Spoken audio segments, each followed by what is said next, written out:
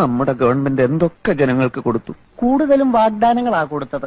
ഉത്തമ, നമ്മുടെ പാർട്ടിയെ നമ്മൾ തന്നെ വിമർശിക്കരുത്, അതും ഇന്നത്തെ ചുറ്റുപാട്. ഞാൻ ആലോചിച്ചപ്പോ ഒരു കാര്യം തോന്നിപ്പോവാണ്. എന്തേ? ജനങ്ങൾ സമ്പൂർണ്ണ സാക്ഷരത നേടിയതാണ് നമുക്കടിയായത്. എങ്ങനെ? സാക്ഷരത നേടിയപ്പോ ജനങ്ങൾക്ക് വിവരം വന്നല്ലോ.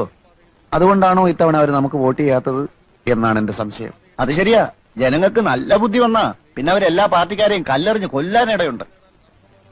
മറ്റു സംസ്ഥാനങ്ങളിലൊക്കെ എന്ത് സുഖ, സിനിമാ നടനോ നടിയോ ആരെ വേണമെങ്കിലും അവർ ജയിപ്പിക്കും.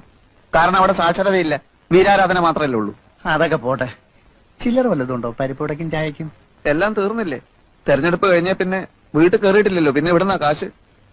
എന്റെ അനുജനുണ്ടല്ലോ, ആ അലവലാതി അവിടെ നിന്നോണ്ട് എന്നെ നോക്കി ചിരിക്കുക. എങ്ങനെ ഞാൻ അവനെ ഫേസ് ചെയ്യും? വീട്ടിൽ പോവാതിരുന്ന വിശന്ന് ചാവ്.